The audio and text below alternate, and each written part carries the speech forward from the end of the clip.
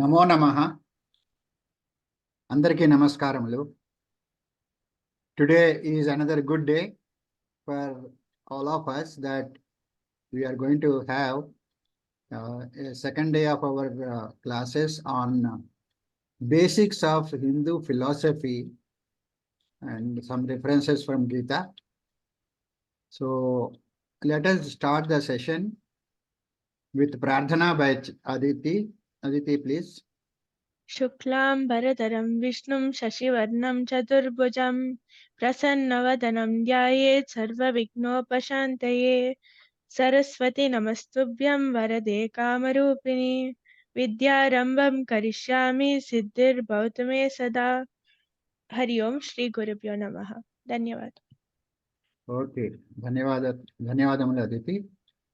Now let us request Subramanian ji to start the webinar, please. Thank you, Dr. Babu. Thank you, Aditi. Again, it's a great pleasure and privilege to be able to be part of this series of 3 lectures. And we started yesterday with the session 1, where we talked about the knowledge, bias, and ignorance as the basis for all our experiences, and understanding how they play a role really allows us to understand who we are at any moment, and also for managing any activity at any time and in any situation. Today we started session 2, and before I do that, let me chant a few prayer songs, and then we'll continue with session 2. Om Gajananam Bhutaganati Sevitam Kapitta Jambhu Palasara Bhakshitam Umasudam Soka Vinasa Karanam Namami Vigneswara Padapankajam. Om Saraswati Namastubhyam Varade Kamarupini Vidyarambam Karishyami Siddhir Bhavatu Me Sada Kujantam Ramarameti Maduram Maduraksharam Arukya Kavita Shaka Vande Valmiki Kokilam Rasmimantam Samudhyantam Devasura Namaskrutam Pujayasva Vivasvantam Bhaskaram Bhuvaneswaram. Om Sahana Bhavatu Sahanao Bhunaktu Sahaviryam Karavavahai Tejasvinavadhitamastu Ma Vidvishavahai. Om Shanti Shanti Shanti. Harihi Om Shri Gurubhyo Namaha. Harihi Om. Let us start our presentation now. As I said yesterday, please put your questions or thoughts in the chat box. We'll pick it up at the end of the presentation. Also, if you have any other thoughts or any other questions, we can also pick them up as we go along. So let me share my screen now.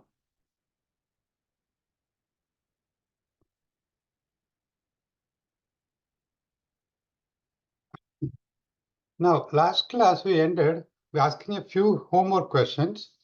The answers are also given at the end of it. So I would not spend much time answering those questions or asking you to answer those questions, because in a webinar it's difficult to have one-to-one interaction. So quickly going through those questions, what we have here are, what is Bhagavad Gita? It's a conversation between the warrior Arjuna and Lord Krishna. That is literally speaking. It can also be thought of as a conversation between someone who wants to know how to live life in the proper way and finding answers to it on his own through self-reflection, through studying the scriptures, or through faith in a larger power or God. In whichever way he understands or she understands, that conversation, that internal dialogue can also be thought of as Bhagavad Gita. What are the 3 parts of the human beings? We all exist only through our body, the physical aspects, the mind, through which we think, we feel, we emotions, and intellect, through which we get the thoughts. In fact, Swami Chinmayananda often used to say Through body, mind, and intellect, we perceive objects, we feel emotions, we think of thoughts. Through all these things, we acquire experiences called vasanas. Then our brain is connected to the world outside through what? Knowledge, bias, and ignorance. And all our experiences are the interplay of these three characteristics or connectors, leading to tranquility, turbulence, and inertial behavior, which are called the gunas or the connectors. A rope. Our experience is the result of the dominance of one connector over the other two. We also mentioned all three of them, knowledge, bias, and ignorance, always coexist. We don't have to have any doubt about that. The question is, which is dominant and why, and how we are able to shift one to the other. That is truly an enlightened living. We can search for the connectors and the role in anything. We went through a few examples like eating habits. We talked about preparing for exam or any aspect of life. Those are very simple, mundane examples. There could be far more complicated, such as how do I manage this project? How do I manage this life as a whole? So many different, or how do I provide appropriate financial support where it's needed for the right reason, for the right person? These are all the questions we come up with as we go through our life, and every one of them can be answered through the method we talked about. And all these things are already in the Bhagavad Gita. It's not something new that we propose to you. And all our experiences, hence, are not random, but are driven by our knowledge, bias, and ignorance, and the dominance of one over the other two. So now let's continue our presentation.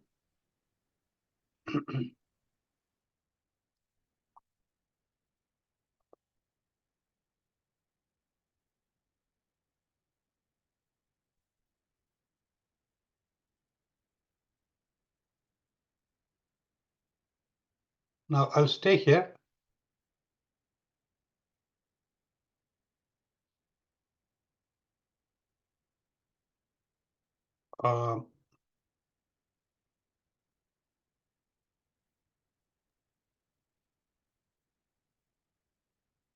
Give me a second and I'm coming to it.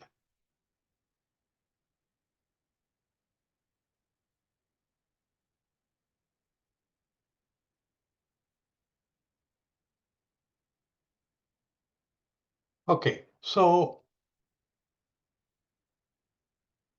when we look at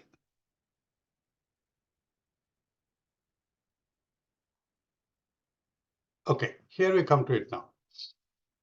See, there are always things that happen. So just like we said yesterday, when there's a moment of crisis, like we had right now in a few minutes ago, if ignorance leads to not knowing what to do. If you're turbulent, you get upset and agitated. But if you're tranquil, you think through what's going on and try to manage it so that you move forward as required. So the tranquility is a result of adequate knowledge and awareness of many aspects of the problem or situation. Let us be clear, we may not know all aspects of the situation, and the only one who we believe who knows knowledge and awareness of all aspects of the situation, we identify them as the ideal person, Paramatma or Ishvara or God. But for our own practical purposes, tranquility is comes to us through dominance of knowledge, and the general behavior is the knowledge gaps are filled systematically through education and experience, and our positive energy, collective progress to a higher level. Turbulence, on the other hand, is an outcome of limited or partial knowledge and awareness of the situation only to a limited extent. We assume what we know is the truth or complete knowledge and move forward. This leads to assumptions which are rampant, and we rush to action prevails, leading to constant firefighting. This firefighting not only happens within company or industries, it happens in our own life. The reason then for behind that will be turbulence or partial knowledge. Needs and wants overwhelm any sense of accomplishment. Hence, you are not happy, you are not satisfied. In fact, Buddhist entire philosophy talks about desire is a cause of sorrow, control your desire, which means control your turbulence, is the entire concept behind Buddhism. Now, if you think of inertial, poor knowledge or lack of awareness whatsoever of this problem or situation, It leads to learning is not seen as a need. It is replaced by wishful thinking, lack of direction, delusion, and despair. And gloom and doom prevails with fear, malaise, and procrastination as outcome. Note, the above are excerpts from Bhagavad Gita chapter 14. It's called Managing the Three Gunas or Triguna Vibhaga Yoga or Gunatraya Vibhaga Yoga. Now, we have talked all yesterday about mind and our brain and its connection to our body, mind, and intellect through the three connectors. So I'm sure by now you are very clear about all these things. But the question is, who makes the brain work? After all, brain knows the knowledge, bias, and ignorance so that you can manage those things. But who makes the brain work? That is a question we will be discussing in the next few minutes. So think about it like a boat. We are all in the boat. We are all safe because we have got the safety equipment and all those things, safety vest and everything. Some of us know how to swim, some of us don't know how to swim, but we trust each other. We are in the boat and we're paddling and we're going along. But who makes the boat and the paddle and the persons and all the equipment in the boat to float? Think about it for a second. It's not that I am able to float by myself or any one of the objects in there are able to float by themselves. This is true of everything that we do. All material objects, all actions of life, emotions and thoughts, the tangible, they are all governed by connectors. But who makes all of these things happen? And now if you think about it, if you're a student of physics, you will know, even high school physics will know, all things that are float are enabled by buoyancy. And we know the Archimedes principle, we know how to calculate that. But can anyone describe to me buoyancy other than through the measurements and the evidence that things are floating? Probably not. I cannot give you buoyancy in a packet. I cannot give it to you in a box. I cannot give it to you in a book. I can only explain to you, but you have to experience it by being floating objects. Now, the same is true for any number of other phenomena of nature. Buoyancy being one of them, gravity, electricity, magnetism, all the things that make our life process, that which makes a fire to burn, that which makes a water to wet, wind to move. All these things are eternal, invariant, omnipresent, substratum, that which merely exist and enable the cognitive universe. We call this enabler, actually Vedic philosophy calls this enabler as soul, consciousness, Brahman, Om, Lord, or Ishvara, any number of names you want to use it. But what is important here is that the incognitive enabler, which can only be experienced, but its mere presence enables the cognitive to become real, and the cognitive coexist like two sides of a coin. You cannot separate one coin to the other coin. Both of them, one side of the coin to the other side. Both of them coexist, each enabling the other for the coin to be there. This is also identified as Prakriti, Purusha, that enabled and the enabler, material and spiritual, matter, energy, action, inaction, and so forth. So, incognitive or subtle, identified only through the effects, is recognized as Brahman. So we may know any number of phenomena of nature, and there may be infinite number of phenomena of nature that we may not know. But collectively, all of them, Vedic philosophy gives a single noun called Brahman. So those who see action in inaction, that is, those who see the enabler behind all the enabled, and the inaction in action, or the enabler in all the things that we do, are truly wise, says Bhagavad Gita. Yesterday, somebody asked me what is inaction. Now you know inaction is Brahman.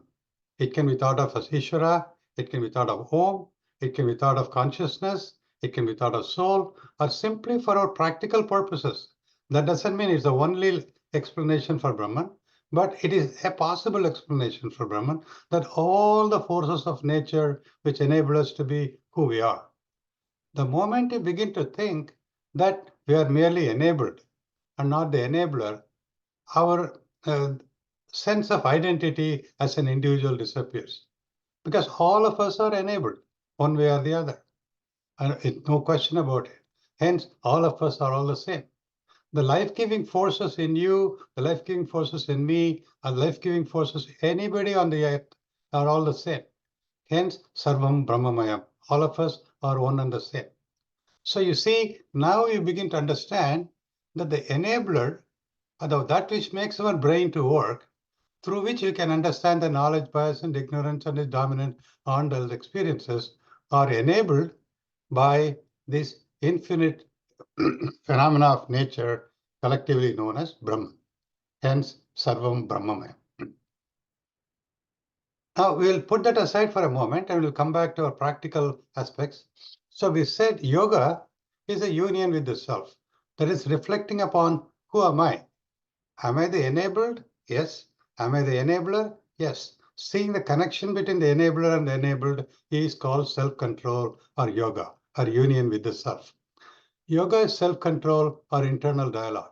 It is this internal dialogue that goes through in 18 chapters of Bhagavad Gita, and that's why each chapter is called a yoga in a different, with a different focus. So to explore the connectors and their role, to find the connection between the enabled and the enabler. So here we think of somebody, this is a cartoon we use to kind of thinking person with a light bulb going in his brain or her brain, and looking at activity, asking which activity, what are the guna connectors, dominant connector or why. In this process, what the person doing is, the activity itself is externalized. What is it? The activity that I, the person, is concerned with. In other words, we are looking at whatever we want to analyze being external to it.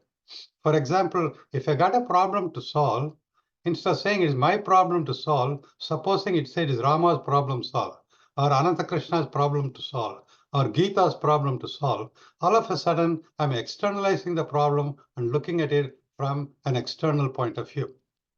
In fact, this way of looking at a problem from an external point of view, as opposed to a personal point of view, is also known as cognitive psychotherapy. So what is dominant connector related to this activity and what are the connectors becomes much easier to identify, much easier to understand if you are able to externalize it. And then look at it as a dialogue between that activity and the person or the driver within me. This kind of a conversation is really what is encouraged and emphasized in Bhagavad Gita through the verse. Yatra Yogeshwara Krishno Yatra Partho Dhanudharaha Tatta Sri Vijayo Bhutihi Dhruva Nitir Matimama. So Lord Krishna says, wherever there is the master of yoga, then the person who is able to facilitate the conversation between the enabler and the enabled. And wherever there is Arjuna, the enabled, who is willing to ask the questions relentlessly and find answers through internal dialogue, there is also wealth, victory, prosperity, and rule of law. And Dhruva Nitir Matimama. This is my firm view. So whether you take it as words of Lord Krishna, or whether you take it as poetry, or whether you take it as the essence of Vedic philosophy, that's entirely up to you personal. But the reality is that conviction and that desire and that motivation to have a conversation between ourselves with what is going on around us is yoga. And to practice that lead through is what's identified as Yatra Yogeshwara Krishna Yatra Partho Dhanudharaha. So in this case, Lord Krishna may be thought of personification of perfection in our internal dialogue between the enabler and the enabled. So now we begin to see what we talked about yesterday as the connectors, and today the enabler that allows us to think of the connectors with some degree of separation or objectivity. So this yoga can be practiced in any number of activities. It can be physical activities or hatha yoga, which is what we mostly know about. We can also practice yoga through music, which is called Gana yoga. We can through any exercise or abhyasa yoga, or through prayer, which is called meditation, or dhyana yoga, or it can be meditation, bhakti yoga, between prayer and meditation. Any other specific activity, you can have yoga, and that's essentially focus or concentration to develop an internal dialogue between the external and the person making the inquiry within us. Now, in fact, every aspect of anything you do, either is a professional or you're a individual or your student or your parent, whatever form of part of life you are part of, whatever aspect of life you are part of, you can think of practicing this yoga for this internal dialogue. Now, this way of practicing yoga in all our activity is called karma yoga. It is disciplined action, deliberate and conscious awareness of what I am doing and why, based on the knowledge, bias, and ignorance, and the dominance of one over the other, and having a reasonable understanding. Now, supposing I'm not able to be sure what is it, then I invoke faith. For example, exploring my feelings or emotions and why they are that way based on a faith on a larger order, a God or supreme being, whatever you choose to. This way of understanding the activities through Gnana and Karma Yoga and Bhakti Yoga is also facilitated by Jnana Yoga, which is objective analytical thinking. I'm clear about my thoughts, reasoning, and logic, and the choices I make. In all forms of yoga, we strive as much as possible to be objective and less subjective. We strive for non-attachment, that is, externalize the problem or externalize the evidences and look at it from a distance. We seek to find the driving force, the enabler, and associate with the driving force because the driving force is as objective as you can imagine.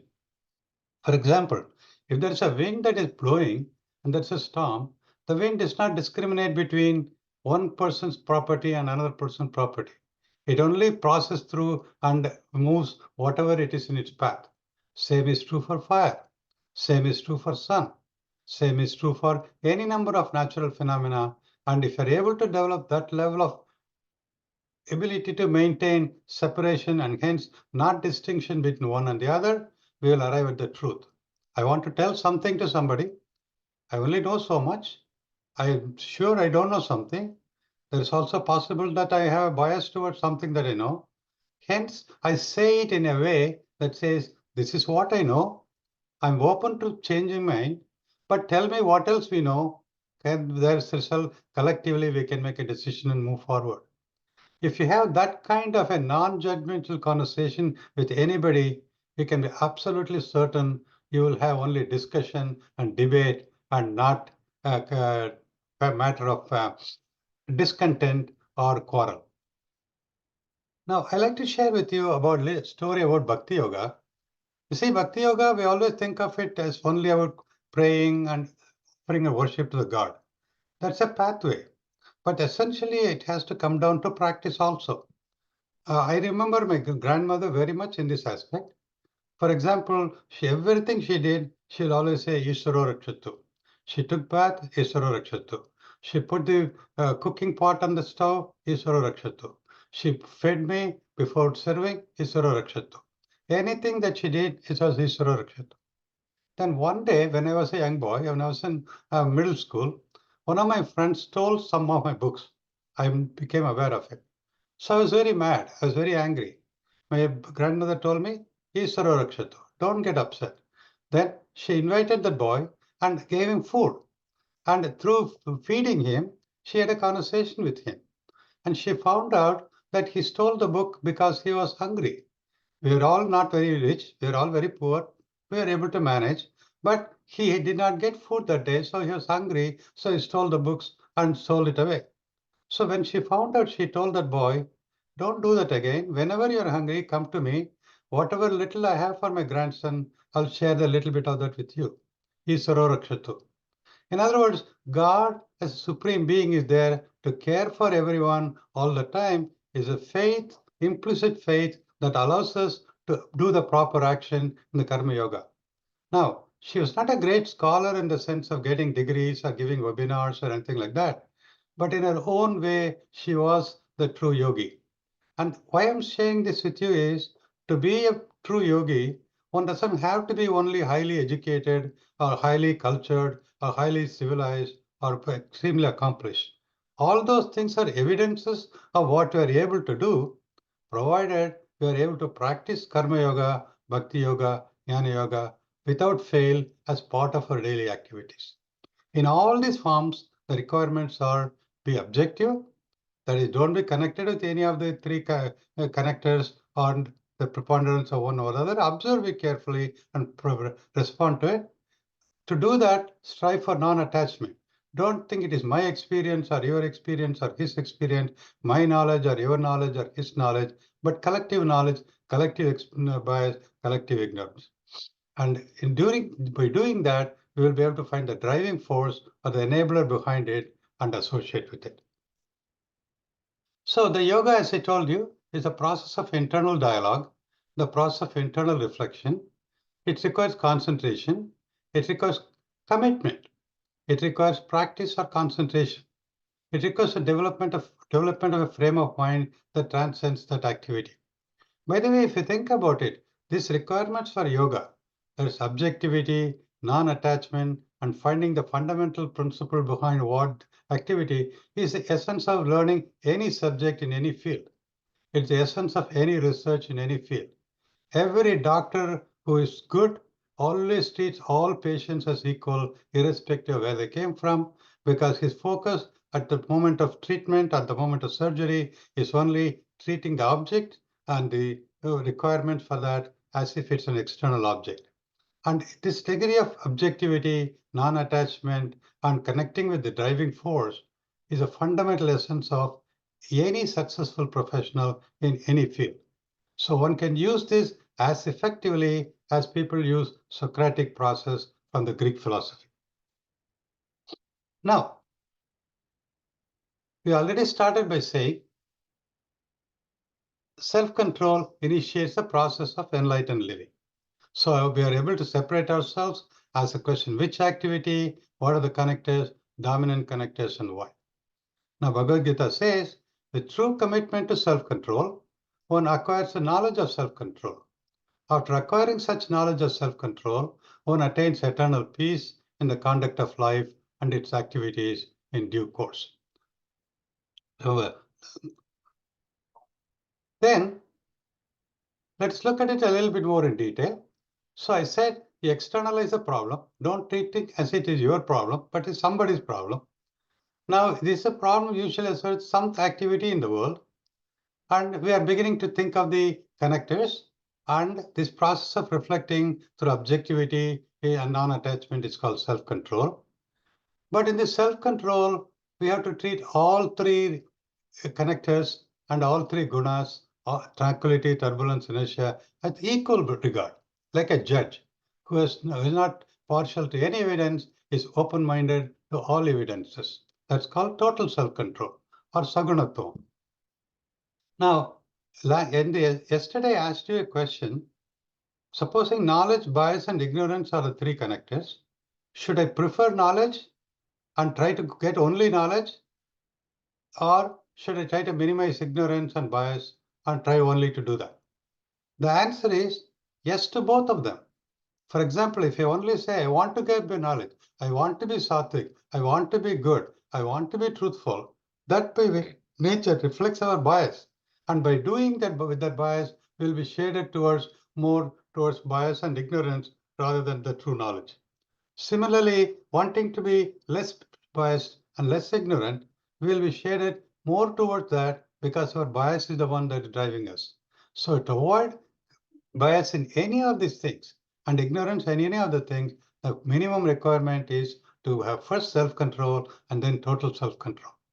So when we do that, now we are able to act in the life like a music conductor. And in other words, all three gunas are there, Rajasam, Tamasam, and Satvikam, and we perform the music. If you think about the conductor in a music, hundreds of instruments may be in front of him. He or she is not touching any of them. And yet, he or she is producing brilliant music simply by enabling all those instruments to come alive at the right time, at the right place. And that way of living is called unattached active living. And that leads to a way of living that is eternal peace and tranquility according to our philosophy. So enlightened living is a progression from self-control to total self-control to unattached active living. So Bhagavad Gita says, when someone sees all activities as being associated with the three connectors, and then reaches the mode of living beyond the three connectors, that's the total self-control, then such a person enters into my being that is unattached active living or unification of the Lord and attains enlightened living. So you see, there is a lot of verses in Bhagavad Gita and Vedas and Upanishads which describe unattached living and the manner of doing that and so forth. But in order to understand them, you have to understand this path of self-control, leading to total self-control, leading to unattached active living. So we have more or less come to the end of our presentation today. Last time we talked about few aspects of food habits, learning any subject, preparation for exams, respect for others. Now I will take a short break and ask you to think about the next 4 bullets: self-compassion, friendship, family or relationship, maturity. These 4 bullets, we'll look at it for today. We already went through the summary of my book yesterday in the last class. So I will not ask you to read it. You can read it for yourself. But let me ask you, self-compassion. You remember I told you have to externalize yourself to look at any problem. So how will you look at knowledge, bias, and ignorance when it comes to self-compassion? Anybody? Any comments?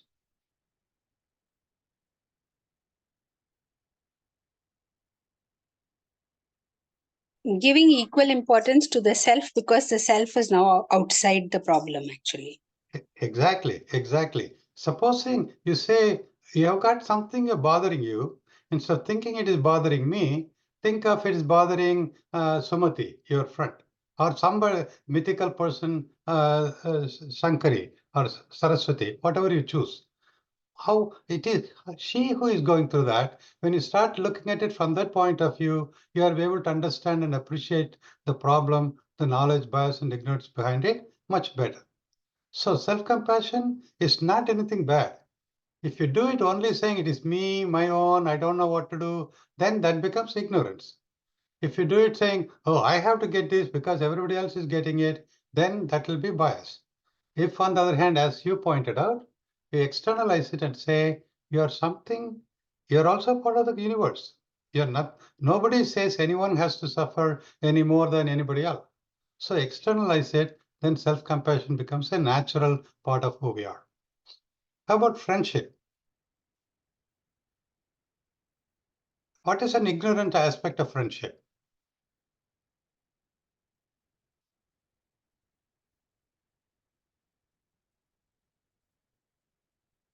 You may also have to unmute yourself before you answer these questions.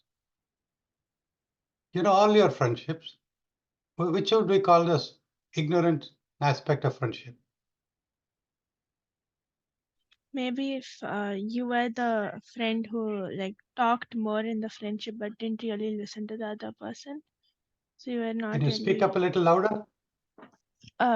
Maybe when you are the person who talked more in the friendship, like you didn't really listen to your friends' problems, so you are ignorant about theirs, or you are the person who takes more from that relationship, but then you don't really give back that much attention or love. That Yeah, could be it could be any number of reasons. We are not thinking of friendship as a communication between two people inside a one-sided communication and just not even bother to listen. Some kind of conversation where we are not judgmental. Even before they say something, we jump into, even they finish a sentence, we jump into saying, finish the sentence for them. Because we think we are trying to help them without knowing, taking the time to understand truly what's going on. What will be a biased way of friendship?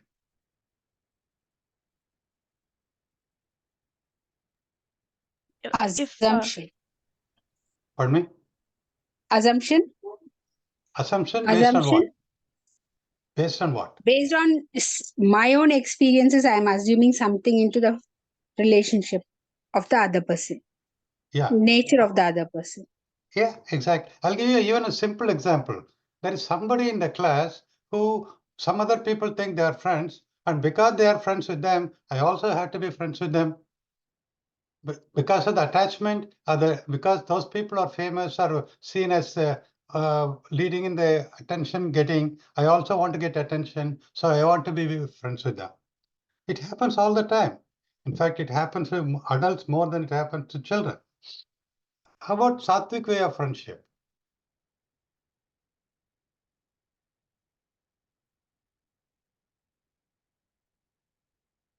I think when there is self-compassion, the friendship Yeah. becomes sattvic because Yeah. you are looking at the other person as yourself or vice versa.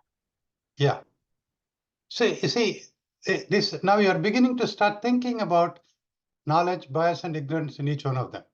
Clearly, in a lecture like this or in a brief seminar, we won't be able to cover every aspect of it, but I hope it will make a habit for you all the time. Same for relationship and maturity. Let me take maturity for a moment to skip family and relationship for now, because that's sort of related to friendship. But maturity is, we think of it as only as you grow older, you become mature. In fact, there are many people who have a feeling that you should read and understand Vedas and Upanishads and all those things only when you grow at an old age. That's really not maturity. Maturity is really, that is ignorant way of thinking maturity. Or thinking only old people know everything about all these things also is not maturity. That will be biased way of looking at it. Maturity will be what is the knowledge that needs to be known at a given time and how to bring that about the knowledge and utilize that knowledge appropriately would be maturity. Hence, a young person can be mature, a old person can be mature, anyone can be mature at any age. So age and maturity are not necessarily connected. So maturity is a state of mind. It's a state of mind that acknowledges knowledge, bias, and ignorance, and ability to understand and discriminate between them through objectivity and less subjectivity, through non-attachment, and being able to find the true reason behind why certain things are certain way, and the driving forces behind them. And when we don't know the driving forces, we have a commitment and faith that those driving forces exist, and somebody knows about it. We call him or her Ishvara or goddess, and we put faith in the Lord and continue to seek that knowledge as best as we can. Whoever has this kind of a knowledge and understanding, we have maturity. That's why we have in our stories, we have got the story of Prahlada, the story of wisdom of young children. So many other different stories we hear because maturity is not necessarily connected only with the age, but with the knowledge and understanding of objectivity, non-attachment, and driving forces and trying to understand as best as we can. So we will bring it closer to our presentation today with these questions. Again, as I told you yesterday, I'm going to leave these questions for you to think about it. Obviously, the answers are at the bottom, but if you're truly objective, you look at only the questions and go to them, and we'll start with them from the next class tomorrow. Is it okay? So I'll stop here, Hari Om, and I'll turn it over to Dr. Babu. Dhanyavadaha Mahodaya. Thank you, you. sir. Thank you so much for conducting the webinar today so effectively. Anybody else wants to ask any question? The floor is open. You are all can unmute. Yeah, Saugandhi. Yeah, can you go back to the slide where you showed the enabled, the enabler? In that, you put life in one of them. You put the principles in one category and life in another of them. 1 minute. This one? I can't see it now. Oh, I'm sorry. I'm not sharing. Give me one second. I have taken a screenshot. I'll just check.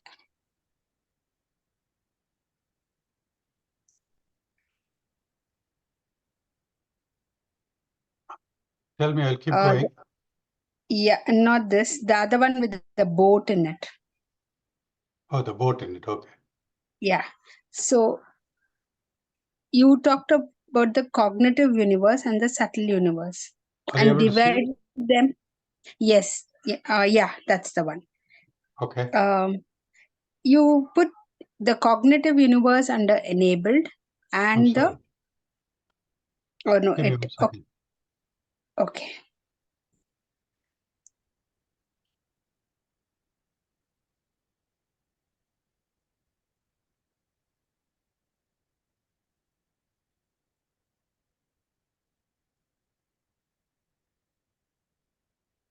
Are you able to see it? Yes. Yeah. Okay. You put the life itself under enabled and Yes. the Right. life process under the enabler. Right. Mm, Life life being itself that is we the know. it's the Yeah. enabled. Repeat your question But again, it please. also has, yeah, it also has an element of the enabler in it, this life, right? In the life processes or in the life? No, in life itself, there is a part of the enabler. See, this is a very good When, question. And also the confusion. See, sometimes the enabler and the enabled are not easy to separate. But if you think of life as somebody having able to eat, food, walk, all those things, the physical, tangible thing, we call it enabled. But what makes it happen, say blood circulation. Then where does the blood circulation come from? It comes from certain hydrodynamic forces. Where do the hydrodynamic forces come from? So like that, if you keep on asking the question, it is not that, it is not that, it is not that. It's called na iti bhavam. Then finally you will come to that which you call the enabler. You follow what I'm saying? I follow, but it's not clicking in my head, so I need Yeah, to think about it takes some time to think about. For example, gravity. Okay, what is gravity? That which attracts to objects. But how do I know that? I make measurements. But okay, you only showed me the measurements and the results, but what is gravity? Then say it's not the measurements. It is that which enables the measurements to happen. What is that? What is that? So if you keep on asking the question, that's called na iti bhavam. It's not that, it's not that, it's not that. Ultimately, we'll come to a point and say, something is making these things to happen. Like we say, fire, that which enables the fire to in burn. the same form, life itself is like that, right? Yes, you can, okay, you can use a word the way, any way you want it. Living, if you want to call it instead of life, I'm okay. Or use anything else, that word you want to use there, that represents what we are doing right now, talking, thinking, looking at each other, looking at the computer, all those things are life, right? So Yeah. whatever word you want to represent that which you can identify with, you use that word instead of life in the enabled. Okay. And Good, a one very more good question. one more thing is you showed that orchestra being conducted, right? Can you put Yes. it into a simpler example of everyday life? I understand it very clearly when you put it like that, but I want you to put it into something simpler. Let's say a teacher, a parent. Uh, Like I as gave you the example of my grandmother, right? huh, Where she did not get carried away because somebody stole the books of her grandson. She only was thinking of Iswara Rakshatu. So she thought of her grandson and my friend as her grandson also. That's why she was able to invite him. She didn't get perturbed. She was disconnected. She was happy to give a little bit of her food to him also if he was hungry, and tell him that openly, because she told him exactly what she will tell me. And that way of living is called unattached active living. Maybe I can give you one more example.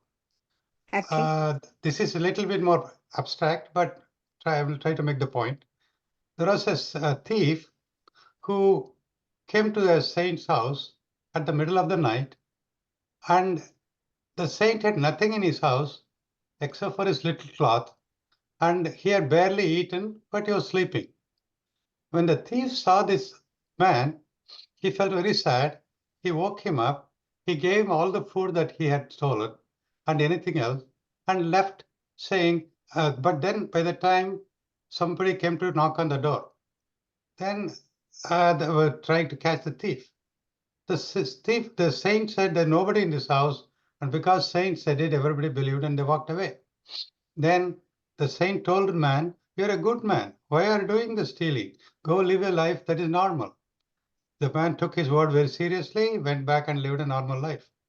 Then one day he was arrested and was brought to the court because people had known that he was a thief in the past and he had to be punished. Then the court said, He said, no, I'm not a thief anymore. I'm a good man. See how I'm living my life. Then he said, court said, bring me one person who says who are not a thief. Then we will let you go. Then this man came to the saint's house and said, Saint, this is where I'm going through. What do I do, Swamiji? And the Swamiji went to the court and said, this man is not a thief. Because of the way we in the society live, we have created a condition that forced him to become a thief. Now, as the conditions have changed, he is no longer a thief. So can you not see that he is a refined person? The court acknowledged it and he led his life as appropriate. So in all of these things, the saint or the Swamiji was living an unattached way of living. He was looking at the man as a thief. Then he saw the man as a proper person who can refine himself. He gave him an opportunity to refine. And after refinement, he was willing to speak up for the rest of the society that he is a good man. So that ability to live without being attached to this man permanently as a thief or permanently as a blemished person, that ability to change from situation to situation based on the true reality of the situation is unattached active living. I don't know if that example helps you. Yeah, it's a very nice one. It reminds me of the story my mother used to tell about. There used to be a story about Jean Valjean. She used to tell me that story as a kid always. The Wonderful. one where the thief comes to rob from Right. the bishop's house and Right. he gives away the lamps. When he's caught, the priest tells you, take away the 2 lamps also that are there. I gave them, why didn't you take them? He says, and yeah, it's a very nice way. You put it very, very nicely. So happy you put it with the Swamiji, and it's very nice. Dhanyavad. Thank you. Hariom. Okay. Yeah, I think like the older generation tend to they like what you said reminded me of my grandmother. Like they tend to live without attachments like to things. They are more easily, they give away things. They like sympathize with people and like place themselves in that situation without realizing they do it. So I think, yeah, we should learn those things from our like uh from our grandparents and parents before they are gone, because it will allow us to live a much more like balanced life, a sattvic life. Exactly. Exactly. In fact, my mother uses the same words, Ishwaro Rakshado, she says. And she says, we speak Tamil, so she said, Bhagavan Nanacha Puram, everything will be okay. She says, if God wills, it's enough. Everything will be fine. Don't worry, it'll just go away.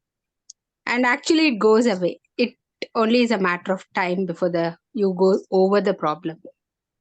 Exactly. But you have to keep in mind that is a process. That's the second step. Karma yoga, bhakti yoga, then jnana yoga.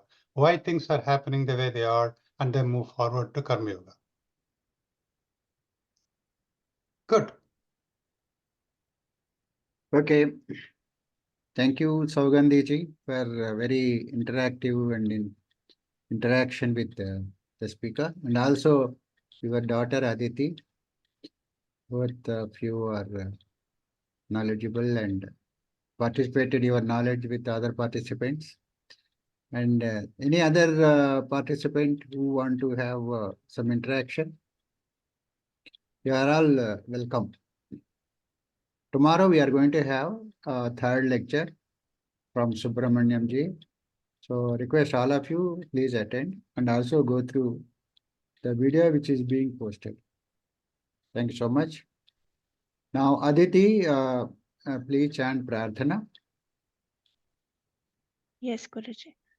Sarve bhavantu sukhinah, sarve santu niramayah, sarve bhadrani pashyantu, ma kaschid dukkha bhavet.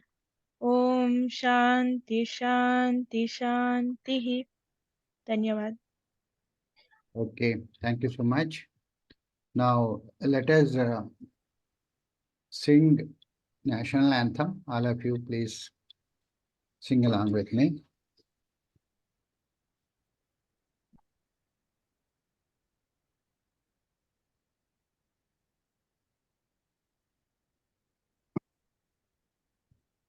जनगण मन अधिनायक जय हे भारत भाग्य विधाता। पंजाब सिंध गुजरात मराठा द्राविड उत्कल वंगा विंध्य हिमाचल यमुना गंगा उच्छल जलधि तरंगा। तव शुभ नामे जागे तव शुभ आशिष मागे गाहे तव जय गाथा। जनगण मंगलदायक जय हे भारत भाग्य विधाता। जय हे जय हे जय हे जय जय जय जय हे। जय Hind. Thank you all. Thank you so much. धन्यवाद गुरुजी. Dhanyawad Saugandhi, Dhanyawad Aditi, and all participants for taking active part. Thank you, Subramanian Garu. Thank you, Patel Garu. Thank you, sir. Yeah. Hari Om. Anybody wants to say anything now? I think first.